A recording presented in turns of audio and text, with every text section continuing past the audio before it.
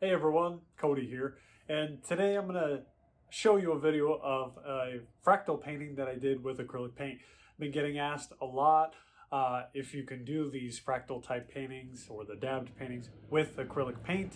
The answer is yes, but they don't come out the same because the acrylic paint is so thick. And I've tried it before, but I don't think I recorded it, so I did try it on camera in the following video.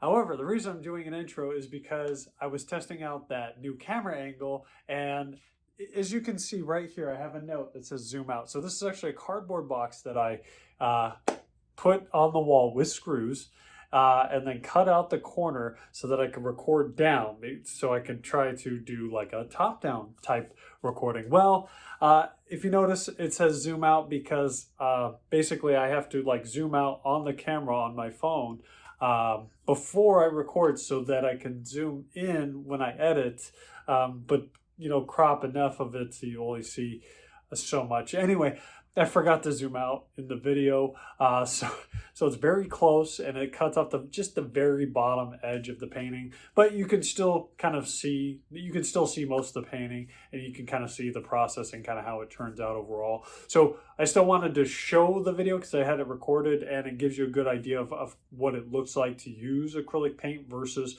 gloss enamel for the fractal dabbed paintings.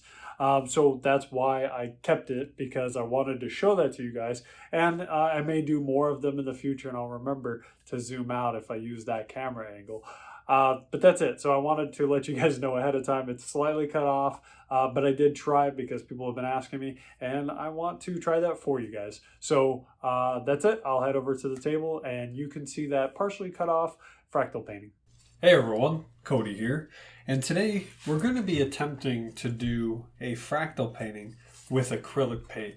Normally I use gloss enamel because it's a very liquid paint, but I get asked off and on if you can do this technique with acrylic. Now I tried it one time and it didn't turn out very good. It didn't really work very well, but we're going to give it a go again.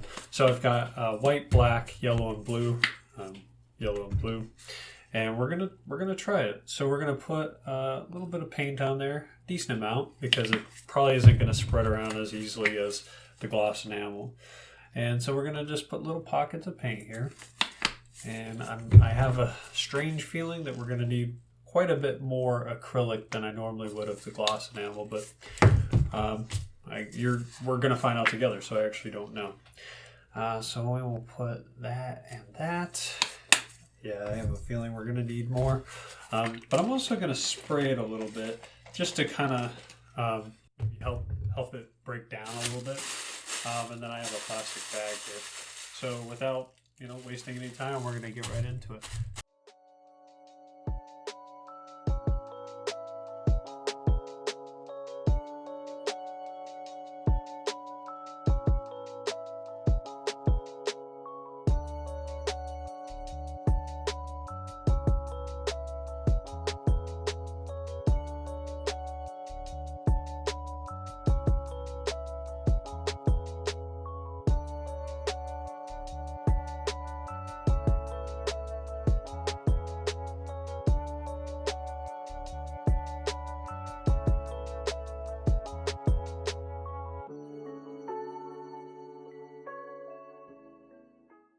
Okay, so that's probably about as good as it's gonna get.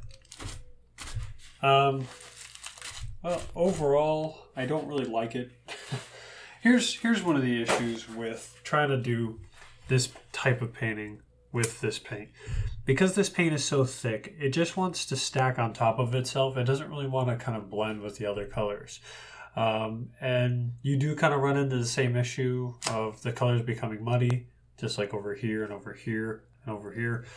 But you can just, it's very textured, it seems kind of cool, but when the paint doesn't level off, you have to use so much paint to kind of get it to go across the whole thing. So let's go ahead and pull the tape and, see what it looks like kind of overall.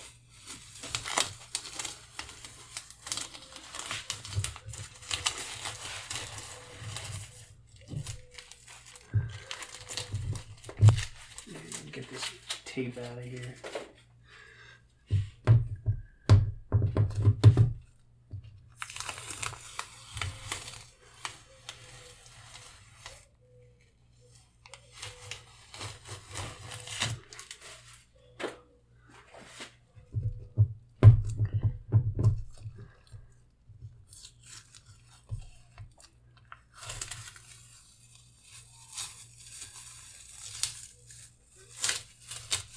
Okay, now that we have the tape off, we can kind of get a better picture of it.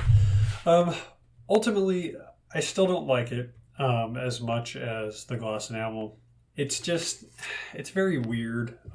It's very textured. So, I mean, I suppose if you were going for this kind of look, then yeah, you nailed it, right? But I don't like that it's so thick and that there's a lot of runny colors, because I really had to kind of run those colors over and over again to get them to kind of spread out.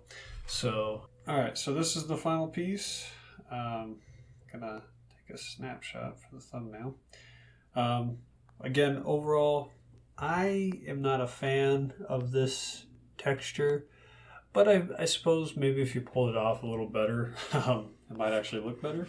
I do have an idea for how to approach this for the next one. I was thinking of this just now, of doing little pockets of paint overlapping. So doing little puddles of paint that have all the colors in them, and then kind of taking that and pulling it out. So maybe trying that to see if we get any better results.